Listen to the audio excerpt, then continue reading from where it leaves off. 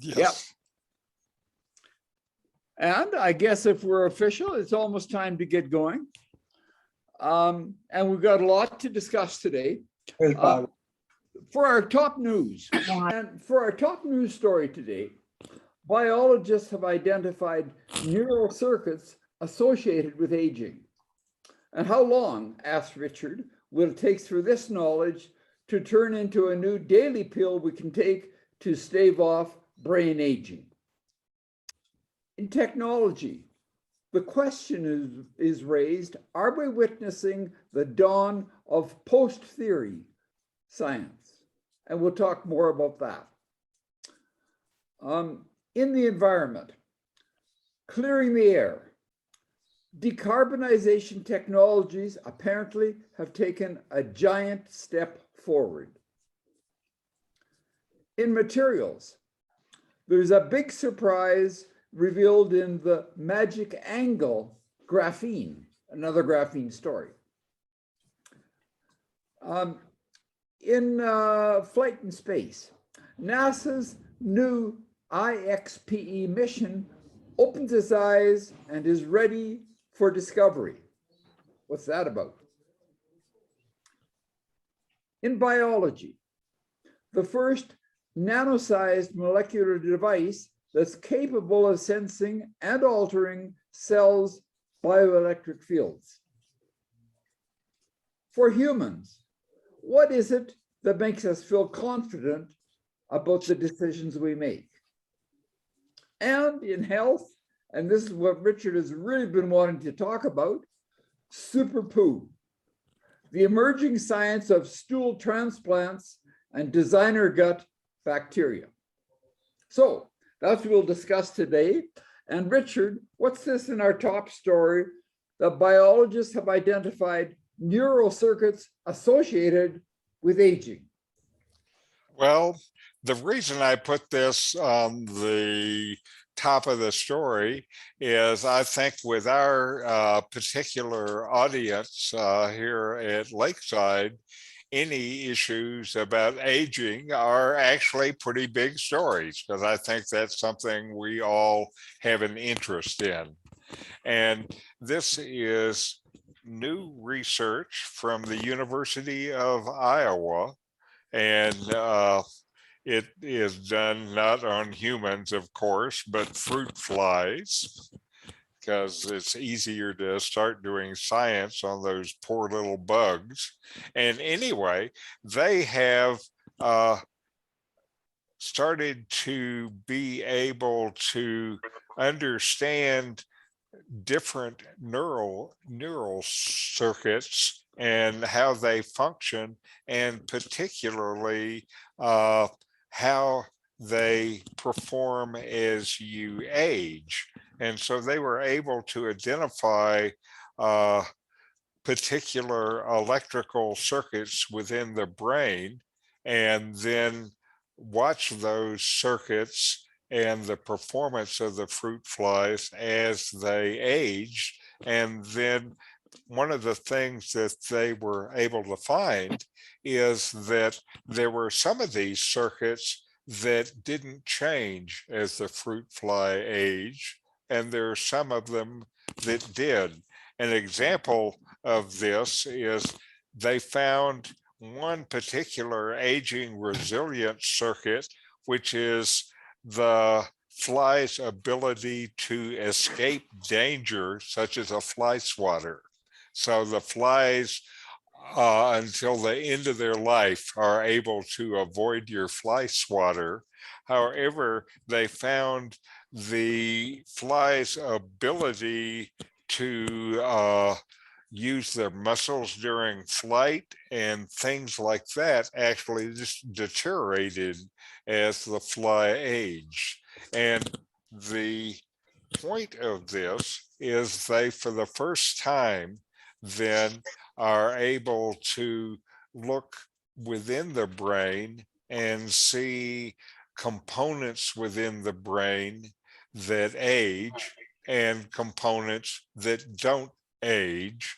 And like I said in the question, what I am sure then they're madly working on would be some way to be able to enhance those circuits in the brain that age, because if they could give us a daily pill that would stop our brain from aging, I think a lot of people who are watching today would buy the pill as long as it's not too expensive. So this kind of research ends up being very well funded because big pharma can make a buck.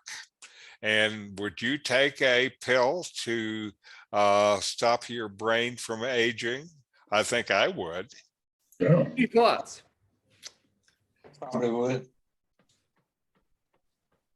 I don't know.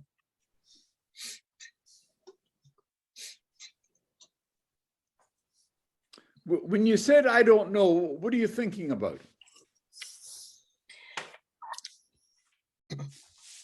Well, I have a friend who's 100 and she's very weary. Now I know she has aged, but I think at some point there is an end to everything. Uh-huh. I just wonder how much you want to mess with it. Anybody else want to grapple with that? Well, it depends how you feel physically. You can see that someone might get tired of living. Let's say that you have cancer and you're living continuously with pain, and you're looking for a way out. But if everything else is going fine, but your brain is sort of lagging behind, it would be nice to get that little kick too, and outsmart some of these people that you listen to the news that talks about what the hell they're talking about. John, a lot of the scientists looking at this are talking not about giving you extra years at the end of your life, but giving you extra years at the beginning of your life, so that you're healthier much longer rather than being old much longer. How do you get extra life at the beginning of your life? I mean, like you're born. That your health span, being really, really fit, can last longer. And what they want, and so what these people want to do is to stay healthy and then all of a sudden just conk out like that without a long period of morbidity between being healthy and dying. Okay. Well, I think we missed that boat.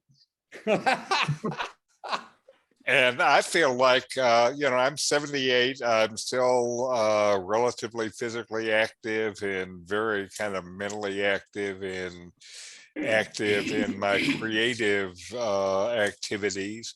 And I would like to be able to maintain that as long as I can. For me, brain deterioration is more frightening than body deterioration. Yeah. Comment about pharma. Usually it's always a two-edged sword. I don't Yes. know of any medications that don't have downsides or side Yes. effects. So I think Yes. it's a little simplistic to think that there's going to be a magic pill. Yes, I know. But again, that's one of the things that we all have to look at and make our own choices. And it's not an easy choice.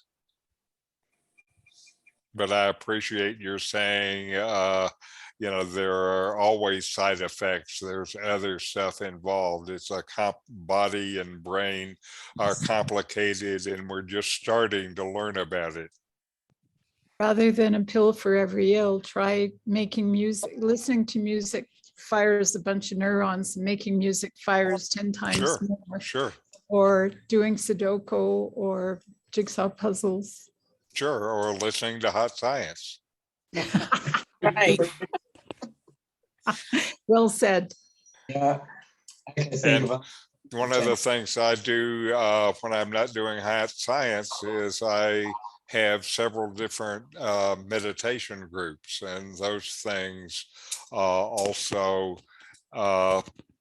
turn out to slow the loss of brain mass as you age. Anyway, And I Yeah, guess these days, people are concerned not only with neural circuits associated with aging and getting rid of some of that stuff. Richard, if we want to move on to stuff about science, what's this that we're getting rid of theory science and we're into the dawn of post-theory science? well, this is a sign of the times, and particularly our use of data. We have a lot more data that is available to scientists now than in the old days. And if you look at the scientific process, for a lot of us, we kind of think it started with Isaac Newton, who supposedly had that apple fall on his head, and then he realized that there was a fundamental relationship between force, mass, and acceleration, and he formulated a theory. If you took physics, it may have been the first thing you learned. F equals ma, force equals mass times acceleration, and they used it to predict the behavior of objects. So that's what we're used to with science: observation and turning into theory and turning it into prediction. And it's all stuff that we can understand. But if you contrast that with the way science is done today, a couple of examples are Facebook is one, and they have machine learning tools that predict your performance better than any psychologist could. You also have AlphaFold that was built by DeepMind, and they've produced the most accurate predictions yet for protein structures based on how they fold. And this is critical in medicine because these proteins work by position, and all of these folds get this in the right position to be effective. And so we have these kind of new tools, except that you can't peer behind the curtain and understand the mechanism. They offer no explanation, no set of rules, no theory. They just work. And so this is the problem now. And they first started talking about this in 2008. There was a man, Chris Anderson, who was editor-in-chief of Wired magazine. And he, at that time, predicted the demise of the old scientific method.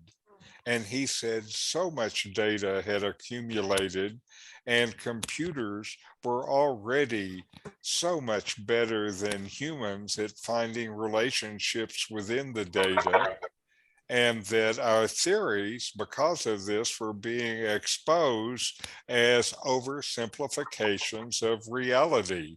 And so he said he thought soon the old scientific method, hypothesis, predict, and test, would be relegated to the dustbin of history. And we'd stop looking for causes of things and be satisfied with correlations. So that was his prediction. And there are some reasons why this idea has not fully taken hold, but it's a strong idea. Some of those reasons that still support the idea of the old scientific method. First, we've realized that, sometimes these things we get from artificial intelligence are in fact just wrong. And a lot of that has been documented by looking at prejudice, for example, in Google search and in Amazon's hiring tools. So we see that these AI predictions aren't always right. it also, and I think this is a big issue, humans turn out to be really uncomfortable with theory-free science. We want to know why, and we're not finding it out from these AI systems. And then there are still plenty of areas that are traditional kind that we can understand and make theories and explain what happens. So theory is not dead, but it turns out the theories that make sense when you have huge amounts of data look different than those that made sense when you only had a little data. So one of the ways we're using machine learning now in science is to, since we have all this data, then one of the things they're doing is putting in new theories and testing it against the vast data and finding places where the theories are not correct. And so we're learning more about reality this way. We're also using these AI tools in science as a means of discovery. Like with AlphaFold, we are, because of its ability to let us visualize the folding protein structures, we're discovering things about proteins that we could not without that tool. But still, the toughest obstacle for this new science might be the human need to explain the world, to talk about the world in terms of cause and effect. Because of that, they're trying to work on explainable AI, and that's a hot area now, trying to bridge the interpretability gap. And there's the trade-off between how much predictability we are willing to give up so that we can interpret it. You know, the humans have to kind of slow the machines down so we can catch up. And the issues are more than just a theoretical issue. Here's an example of real case of machine learning and how to be able to use it the best. For example, in using MRI images to be able to study and diagnose cancer, the MRI images take a lot of raw data. And because of that, they take a long scanning time. And it turns out if your goal is to diagnose cancer, we're probably getting too much data. You could train an AI to identify the cancer from a lot smaller amount of data and make processes that are faster and cheaper and more effective for the patient. The reason they don't do this, though, is that the humans, the doctors and the patients are still a lot more comfortable with a picture than they are from an AI prediction. And so this is some of the kind of issues that are coming from the change in the ways in which we're doing science. And like they said in the article, we have to decide what is our willingness to trade off accuracy, a quality prediction on one hand, for our ability to understand it on the other hand. Which do you think is more important, accuracy or the ability to understand? Any thoughts? I think that perhaps we are overlooking the power of humans to be creative, to connect areas completely different, completely disassociated, to find new methods and new inventions and new things. Data manipulation is fine when you want to go through a whole bunch of calculations to arrive at an optimum. But in order, if you have a problem, you can also, instead of just using, you use your imagination, things you have experienced, and connect completely different fields. I had that experience years ago as an engineer, connecting analog with digital to completely different worlds at that time. People couldn't even talk together, but it worked to produce something that used both analog and digital. So you're just saying, get a better imagination and we're not going to need all those computers. No, I didn't say that. You know, it's one tool. You know, if you have a toolkit, you don't throw out the other tools because you use a particular one. Keep all the tools together, but also what I'm saying is that a lot of things have happened. Human imagination, human experience is in their own life. So it's a combination of both. Good tools, both of them. I'm interested, Johannes. I was recently listening to the Reith lectures that recently were on artificial intelligence. And they commented on Turing, who, the father of computers, who was saying at some point in time, machine learning can do everything we can do better. That right now we're not there, but at some point in time, they can be much smarter than we are. And at that point in time, how do you handle it so that we can make use of them as a tool without becoming superfluous? Well, I think what's better for us and what's optimum also has to do with our feelings, our needs. So you can feed artificial intelligence, say, I want to solve this problem, but it's also, how do we feel about that? What is our experience, our emotional, our intellectual, and you know, how we about it? I don't think we can have a machine at any point optimize our feelings, our life. It can help us a lot. Powerful tool, no doubt about it.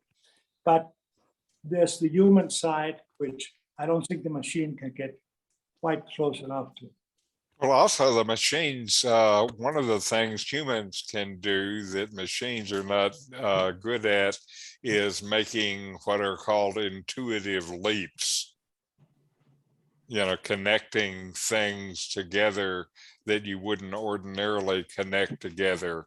Now, one of the things these AI systems are able to do with their vast quantities of data is they're able to find relationships or at least correlation that humans would not notice. And so it certainly seems like they provide an amplification for the tools. It's, you know, where what we like to do is still understand what is behind those relationships. So we still want to know why. And that's what they, you know, if you're using correlation rather than explanation, there is no explanation. That's just what you observed. Well, the reason we want to know why is because we really want to understand where, even if it's the information comes from a machine, exactly where the information is coming from. So we understand it and we can use it. Don't you think? I think also that we have, as humans, we have a failing in that we want to find the one reason, the one cause. And there isn't always just one cause for something. Right. And that's what machines can, the AI can help by bringing in the correlations, can help us perhaps think about some of the other things that might be causing something too. But it's not a question of relying just on one or just on the other. As Johannes said, it's a question of all the tools. A lot of the time, we don't really understand these things. When we do hiring practices and we do medical things according to algorithms. and we don't really understand what arrived at a decision. It went into the machine and it came out with some. And increasingly, so many things are so complex, I suspect we won't understand them, but we'll accept them. And sometimes these things, as Richard was saying before, are wrong because the biases that are put into there are our biases. We get back what we put in, but finally, it's what it does with those. Anyway, it's an interesting issue, and that's one of the reasons I was really happy to have this article, because for the conversation that we're having here.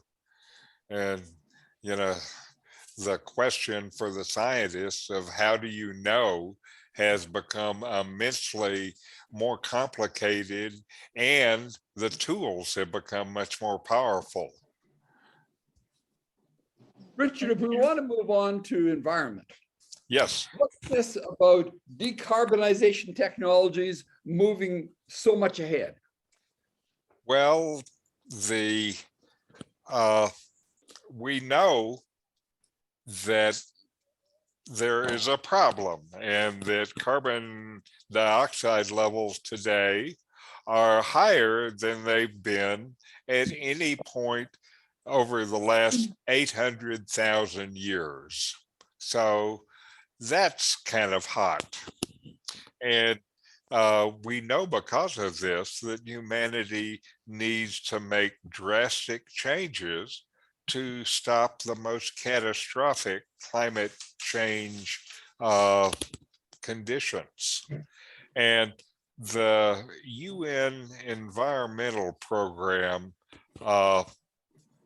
in their report from 2020 concluded that, quote, the world is still heading for a catastrophic temperature rise in excess of 3 degrees C this century, far beyond the Paris Agreement goals, which is a pretty severe statement from something like a UN program. They go on to say that to avoid the worst consequences of global warming, we need to remove 10 billion tons of CO2 from the air by 2050. I think 10 billion tons is a lot. And the way that we have to do this is called decarbonization. And for years now, they've been looking at different techniques to do that.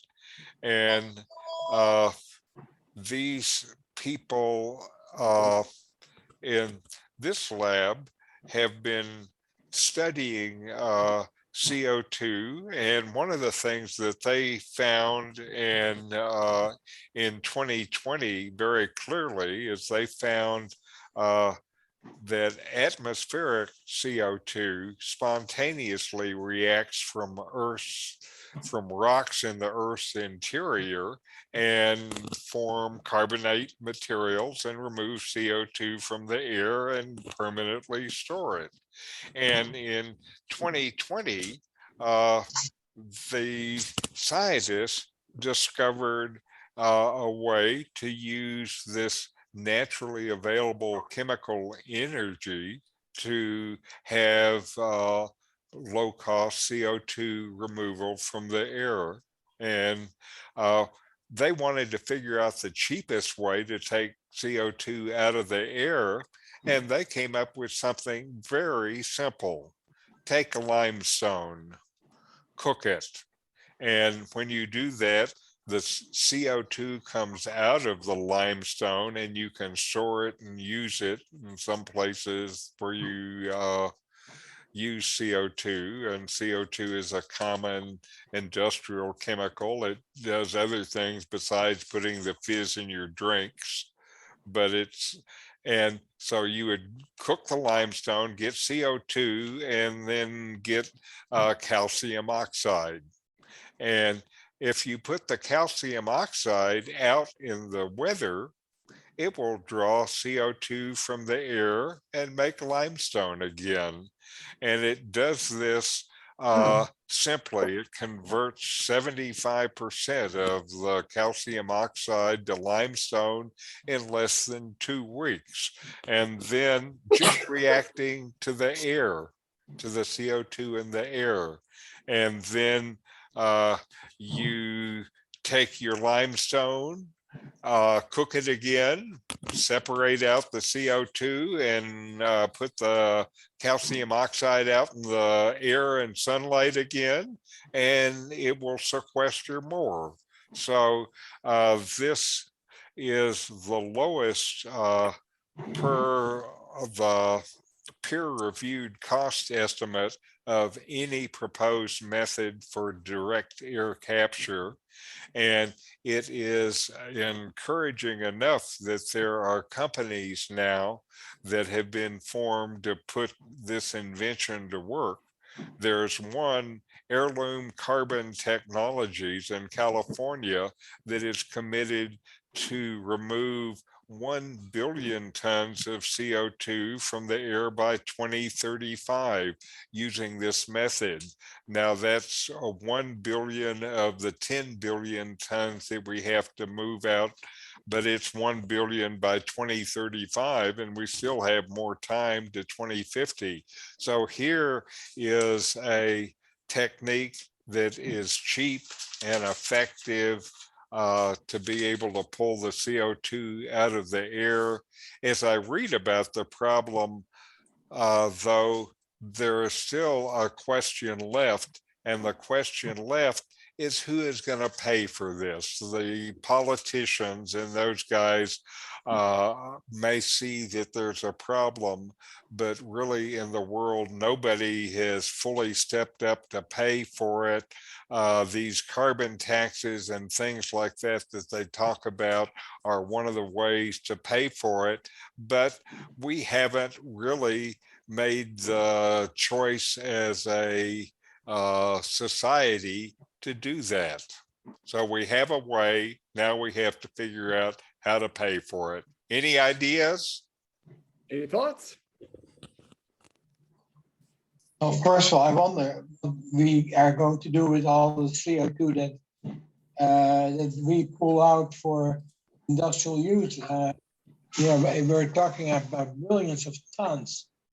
And I mean, can we do an industry use that much CO2, I wonder?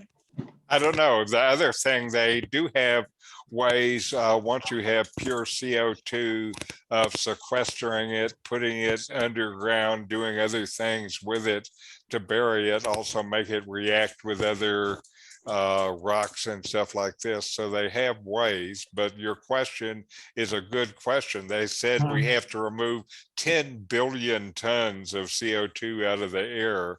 That's a lot of CO2. Yeah. And that would be a lot of fizzy gas in your Coca-Colas. Yeah. But I don't know. I don't drink that stuff. It's not healthy.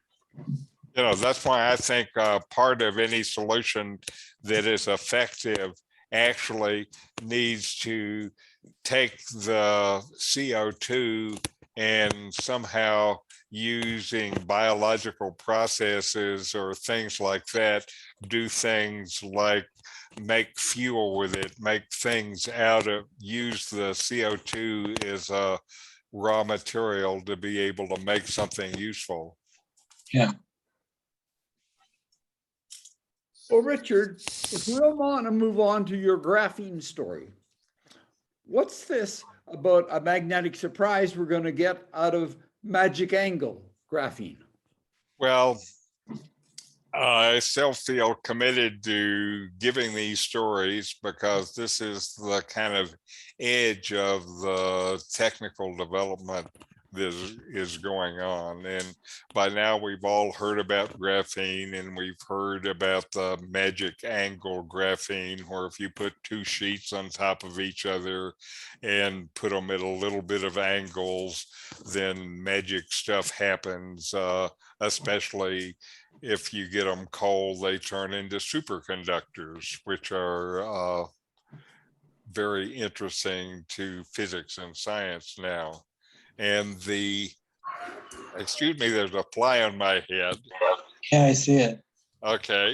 And so anyway, what they have found is another interesting phenomena that happens with this magic angle graphene, and that they have found using normally magnetism and superconductivity are not found in the same material, but here they have been able to find a way in this magic angle graphene to have both of them in the same material. They take the graphene and are able to use another material with it.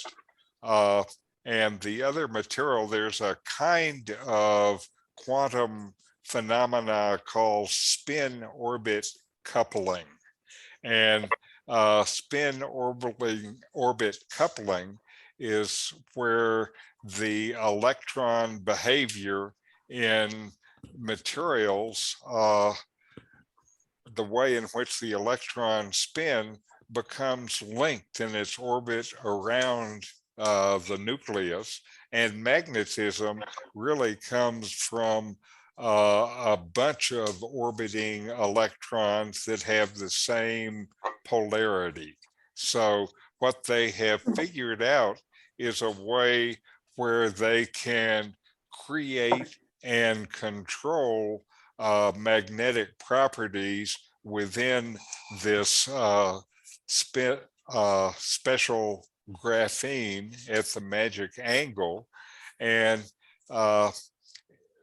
they are excited about the ability to create a transition from superconductivity to magnetism, and then to be able to control it with some kind of external application of energy. And to be able to do this is the kind of physical phenomena that they believe will be interesting in being able to create new generations of technology, and to be able to use them in things like magnetic memory or quantum computing. Again, it's a new physical characteristic that they have discovered how to control in this magic angle graphene.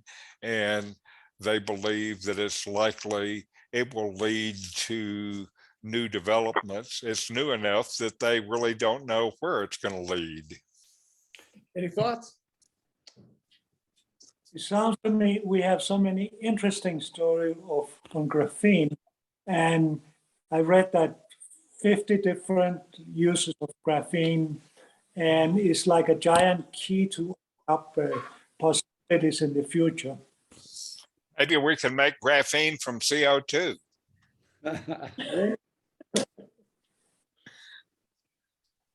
So Richard, tell us about NASA's new mission that has opened its eyes and is ready to discover things. Well, I wanted to talk about this because there is so much publicity for the web right now that, you know, there is other big science that's going on in these NASA missions that people just might notice. And one of them that is exciting is this IXPE, and it is a mission that is designed to study X-rays in space, and not just X-rays, but polarized X-rays. And so this is the first space observatory that is dedicated to studying these polarized X-rays coming from objects like exploding stars and black holes. And they say this will mark a new chapter in X-ray astronomy.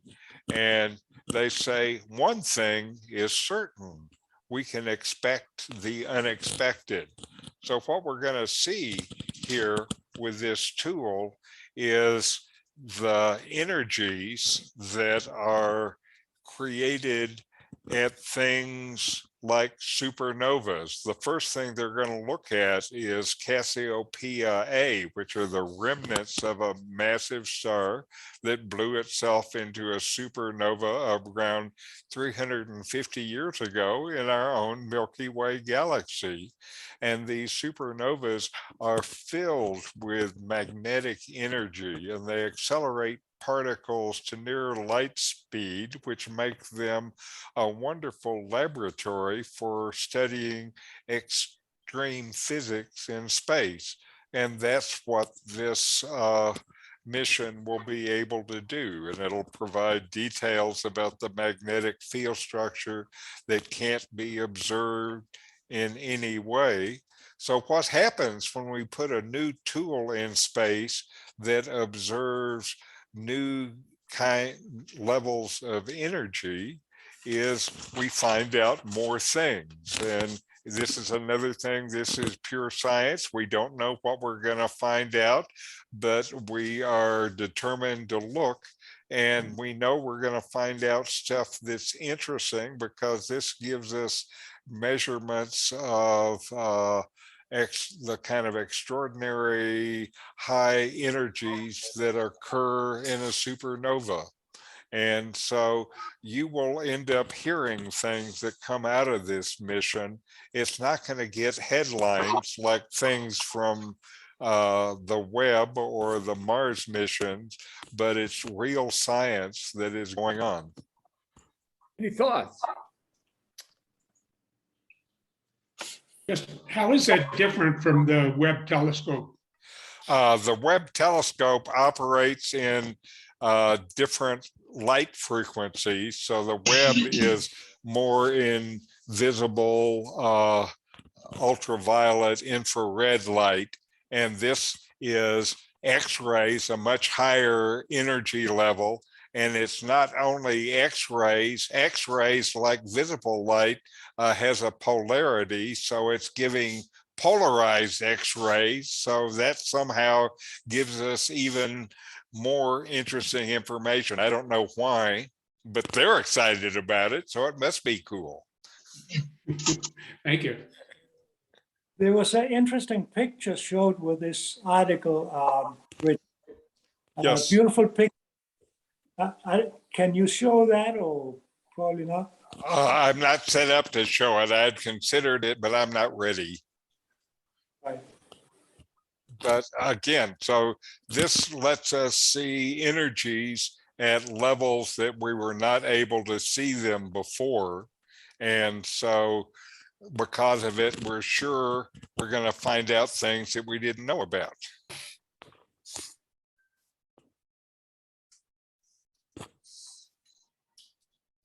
Do you think this energy is going to go towards speeding up computing even more? I'm sorry, I didn't understand your question, John. I was just wondering if what they're looking for, are they trying to find ways of speeding up computing even more than they do already? Again, they're trying to see what they can see at these energy levels. And they certainly, part of what they're going to understand is more about supernovas and black holes and the flow of magnetic energy around them, and that kind of stuff. We still don't know what we're gonna do. I don't know what the heck they're going to find, but what I know, like Johannes says, is they're going to make beautiful pictures. Yeah, okay. Richard, our next story is also about sensing. It's a very tiny device that can capable of sensing and altering bioelectric fields in cells. Tell us about that. This one actually may be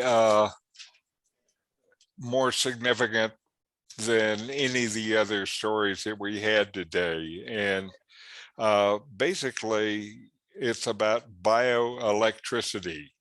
And bioelectricity is the current that flows between cells and is fundamental to things like our ability to think and talk and walk. And there is a lot of evidence that manipulating these bioelectric fields of cells plays a vital role in things like wound healing and maybe fighting disease like heart disease. And so now for the first time, researchers at USC's School of Engineering have created a tiny molecular device that can both record and manipulate this bioelectric field. And this recording and manipulating is, I think, a significant element. The heart of control systems that are used basically to run everything in the world and are used in our bodies and things like this to regulate processes. These control systems have two elements. One is a way of getting feedback, a way of getting information in, and that's the recording functions of these systems. Then the other part of a control system is a method of making changes into the system, which is the other part of what these devices can do. So they can be within a cell, they can be receiving the bioelectric signals that are going into the cell that makes it do different things. And then they can also change that signal and get it to do something else, like heal a wound, for example. And it's a tiny little device. It's smaller than a virus and similar to the diameter of a DNA strand. And it's a completely new material, and it can work with the cell and not damage the cell or tissue at all.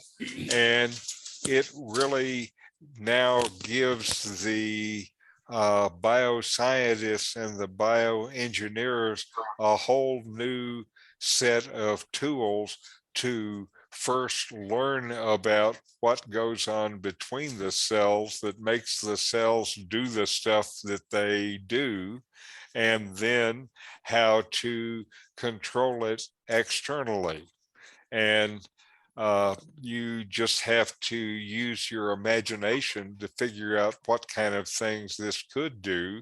Certainly, things they're looking at it immediately for is to enhance wound healing and maybe work with the heart problems.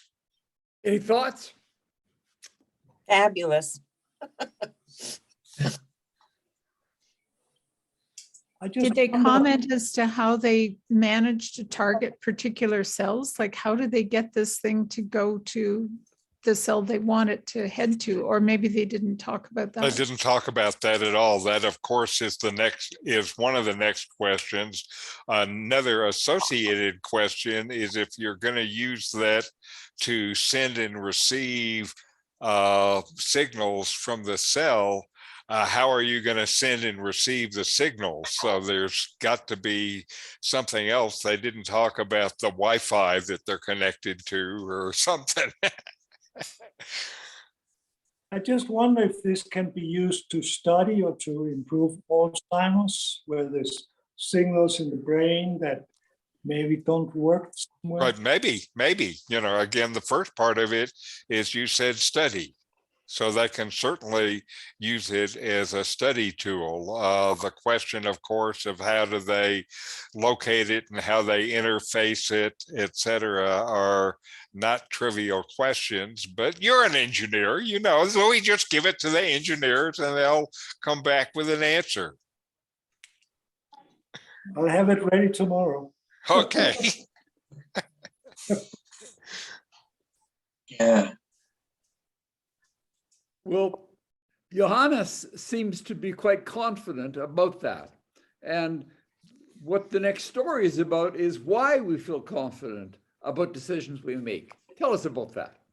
Well, this has been a kind of thing that social scientists have worried about for some time.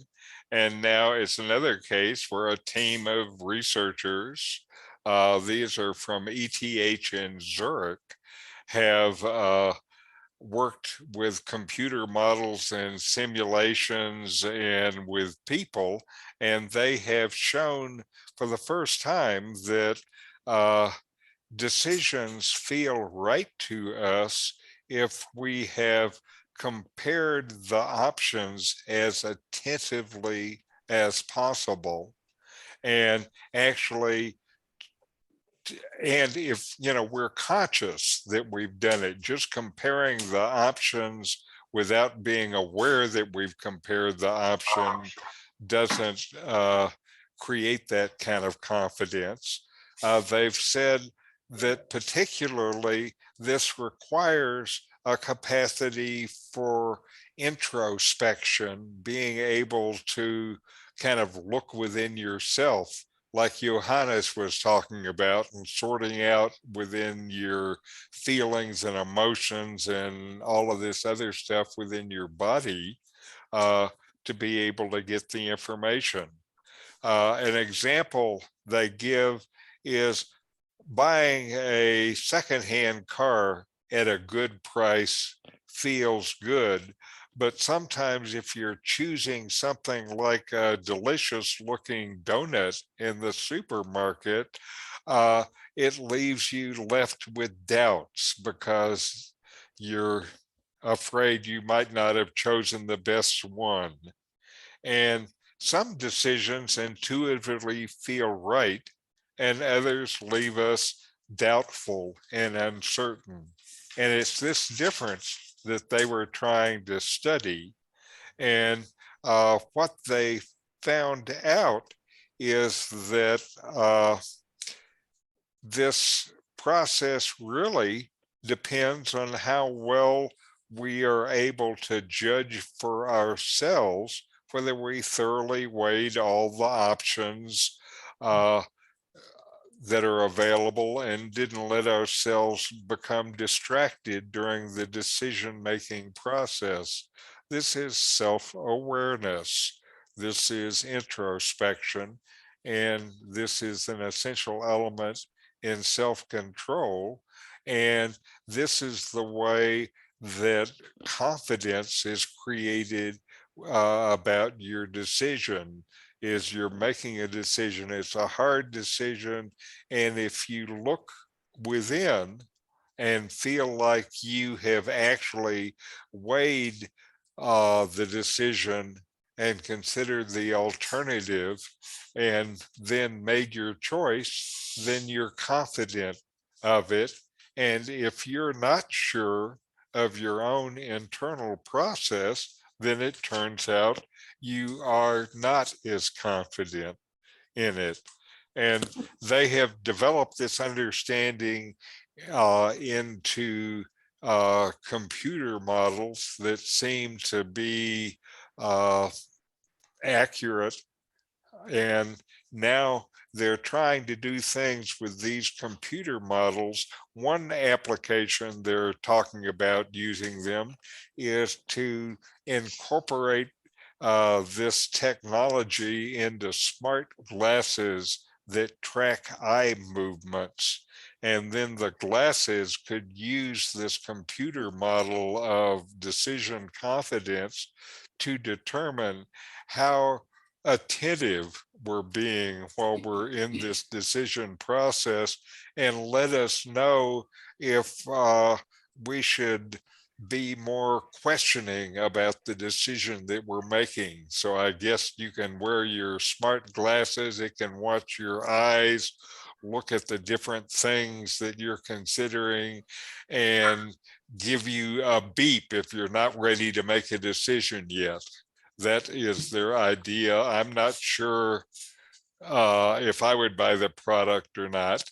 They also are talking about using this somehow in self-driving cars. Maybe if the driver is not as confident of what he's doing, they shouldn't run over that pedestrian. Any Anyway. thoughts?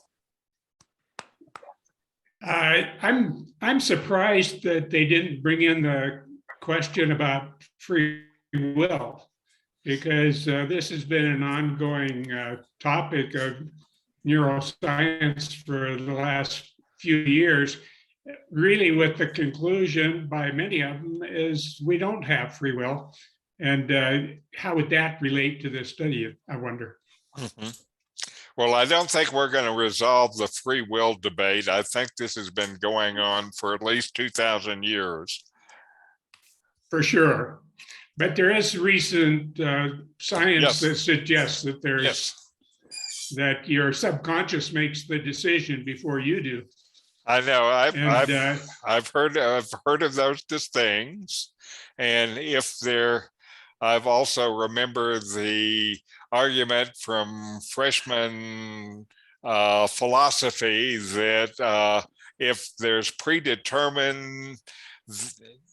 if there is predeterminism, then maybe I'm predetermined to have free will. Right. who gave it to you? Anyway, so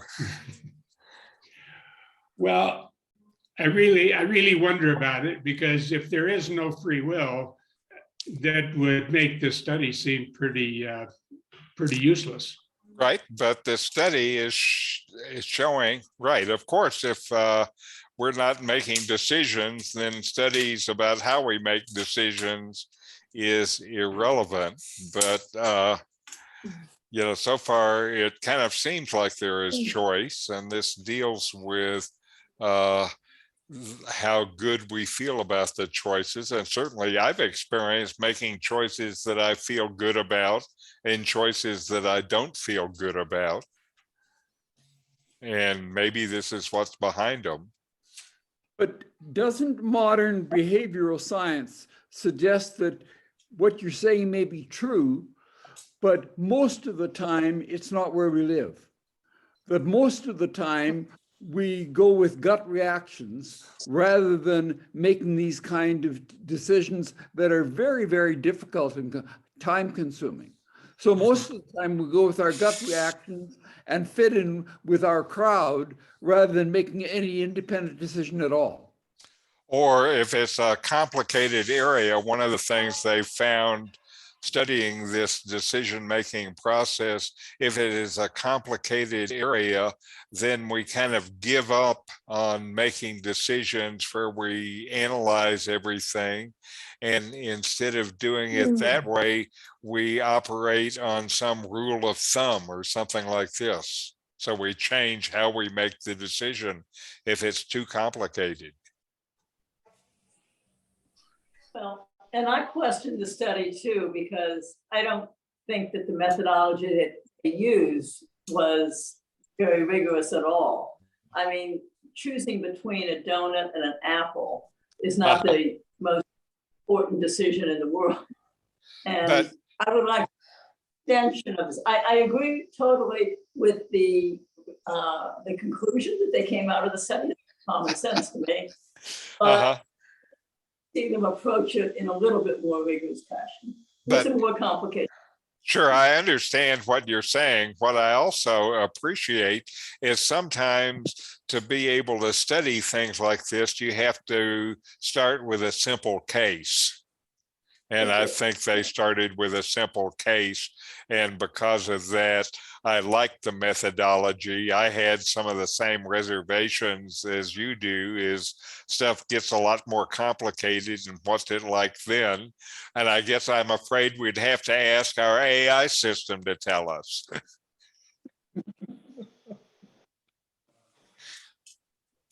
Well, Richard, if then we want to move on to our last story. I'm not sure why we call poo super poo, but what's this emerging science of stool transplants and designer gut bacteria? Well, I've been waiting for this story for a long time.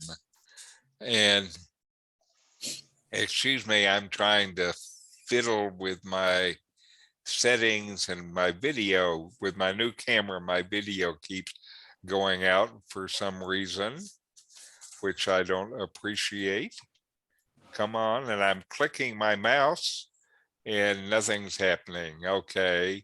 And it says, okay.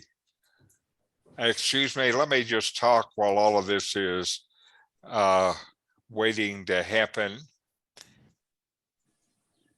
Okay, we have been hearing more and more about the microbiomes, and one of the things that we have been hearing about is basically microbiome transfers, transplants, and this article is uses light language about them, and it's calling them poo donors. And it turns out good poo donors are hard to find. So hard that in some places they call them unicorns. These unicorns are healthy people who are able to service the market for fecal transplants. And this market for fecal transplants is so what they have, excuse me, I'm still fiddling with my camera. And okay, anyway, what they have, they see we are having a problem with our microbiome.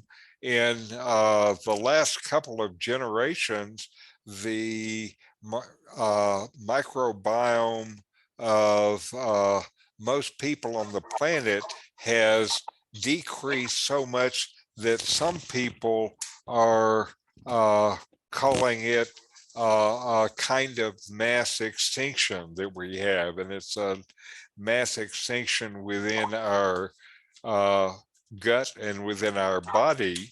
And because of the poor diets and the antibiotics, in some cases, people's microbiome is so disordered that it needs a boost from somebody else. And that's what these fecal transport plants are about. And what they have found is our gut bacteria is linked to many different physical problems, ranging from depression to cancer treatments. And so as the scientific understanding of the microbiome improves, then the possibilities of fecal transplants are also expanding. And now researchers are actually working on a super stool project, a poo pellet that you can eat that mimics all of the benefit of the special poo unicorns poo.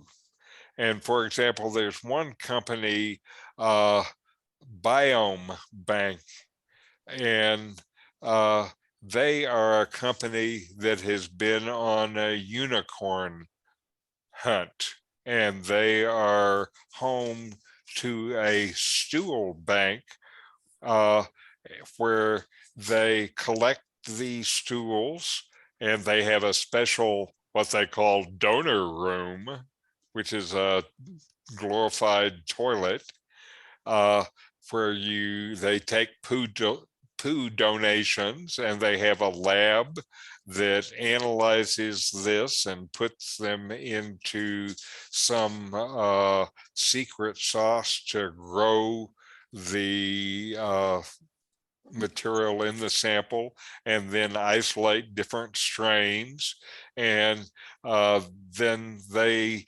catalog those strains and categorize them and try to learn about them. The requirements for a stool donor are actually fairly tough. They have to be healthy. They're screened for infections. They take a detailed history of their medical and travel and antibiotic history. And only about 3% of the people are qualified under their standards to be stool donors. And so if one of the things they're concerned about is, what if there are not enough unicorns, stool donors, to be able to handle the need? And so now they are working on replicating the contents of a unicorn poo. And they're building libraries of the very best poo, and then analyzing the libraries and dealing with it there. And now they're to the place where they're trying to replicate them. And as they are studying them, occasionally they feel like they have hit some vein of gold, some bacterial strain that solves a deficiency in somebody's microbiome. And then they scale it up, produce a lot of it, and it turns into a new way to fight disease. Now, they talked about a researcher there that I want to tell you about. It's Professor Felice Jacka, and she's at the Deakin University. I think that's in Australia. She is, get this, she is a nutritional psychiatrist. And that's a profession I didn't know existed. And it turns out she's an author of a children's book called "There's a Zoo in My Poo," talking to children about the issues there. And this, the book features recipes for things like farty toast and zoo poo stew. I guess those are dishes that will improve the complexity of your microbiome. And she says that this center she works with examines, quote, the mind-bogglingly complex links between diet, gut, and brain health. You have all these organisms that interact with each other in a way that's impossible to map at this stage. We're really at the beginning of working out what our microbiota can do. And so this is one of the new arms of medicine that is developed. And here was one test that they did just to show a little bit of the significance. They took African Americans from the US and compared them to rural South Africans. And these volunteers were tested, and then they swapped diets and were tested again. And after just 2 weeks on the fiber-rich rural diets, the Americans had significantly less colon inflammation and already showed a lower cancer risk. But with the rural people who adopted the typical American diet, all of this stuff went the other way. And so now they are looking at it in areas like cancer research and immunotherapy. What they find is that people with diverse gut microbes do better dealing with those kind of treatments. At this time, though, poo transplants are only recommended in very specific cases.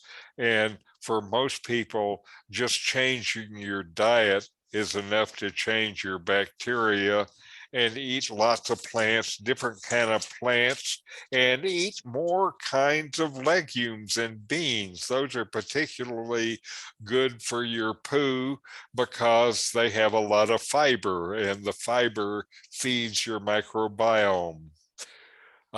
So we don't know if anyone here would be one of those unicorn poo donors. Maybe so. Any thoughts? Well, I want to thank Richard for that, because when I was reading that, I saw in my mind, a poo transplant was like a heart transplant or a liver transplant. Come to find out, it's just a capsule that That's right. You don't chew, hopefully you swallow it. Right. I agree. Don't chew the poo. Actually, originally, these things were given via enema. It was poo of close relatives as a method of treating C. difficile. Yes. Because people with C. difficile, the problem was antibiotics had wiped out all the normal residents, and C. difficile said, oh, great, all this food in this gut for me, and took over. And the way to get rid of it was to have a healthy sibling donate their poop and actually put that into the rectum. Sounds pretty gross. Yes. But it worked. And some of these people with C. difficile couldn't go out of their apartments because they'd be pooping 20 times an hour. And I think, like probiotics and prebiotics, the concept of being able to get bacteria through your stomach surviving is still pretty iffy. It's going to be a fantastic step forward, but there's still a lot of problems with taking things orally and expecting them to still be alive down in the gut. Right, right. Because the whole digestive system is designed to kill these foreign things coming in. Anyway, I appreciate your comment, and I love it when somebody is here who actually knows something about this. Well, probiotics and prebiotics are the big news story in veterinary medicine, but there's still a lot of the bacteria will die in the processing of them.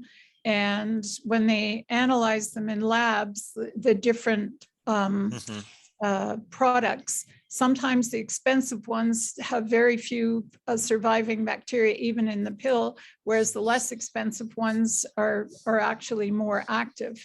But then the big question is how many of them actually survive through the digestive tract to the gut? We don't know yet. Now, also, it's good that you're talking about the prebiotics, as I started to understand them, it gave me a whole different appreciation for fiber and the recommendations that I've heard for years about the 30 grams of fiber a day. The 30 grams of fiber is not so you'll have nice poop. It's so you are feeding all your microbiome what it needs every day. And if you don't feed your microbiome well enough, it doesn't do well enough. Yeah. So a prebiotic is something that the microbiome eats. Right. Like And a fiber. probiotic is supposed to be, and that's a problem because it's only a few of the bacteria, and we're talking millions of variety. Like a healthy microbiome's got a huge variety of bacteria. Yeah, typically around 1,000 is what I understand, which is a lot. And then it's not only bacteria, it includes viruses, fungi, and even more things. I just And- want to make a, Yes. you mentioned fiber several times, and in the States, I was putting a little fiber, chia seeds in my cereal. And I come here and I find they sell it by the kilo. It's very cheap. And it's one of the things with the highest fiber content. Mhm. Now, I don't know if for our feeding our gut, if we need different fibers, if there are a mix of prebiotics that we should have. So I don't know really anything about that. Does anyone know something? I don't, but Michael Pollan knows a lot. He comments that poor women who cook are healthier than wealthy women who don't, because poor women who cook have, you know, a diet of vegetables. They're peeling the vegetables themselves. And Right. And like so, a plant-based diet is going to feed your microbiome much better. well, a plant-based and beans, particularly legumes, are very good for fiber content. And that's a common ingredient in poor folks' diet. And what you said about skin is absolutely also the case. I read, for example, with apples, especially around the apple ends that kind of stick out from in between the apple and the outside world. A good, healthy, organic apple has, I can't remember, 1,000 different kinds of bacteria in the apple's microbiome. And one of the reasons to have the organic apples is that the apple's microbiome is a lot more diverse.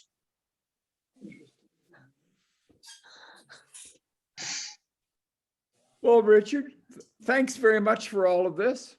And thanks to everybody else for participating, and we'll see you next week. Bye for now. See you next week. Thanks, Yeah. guys. Adios.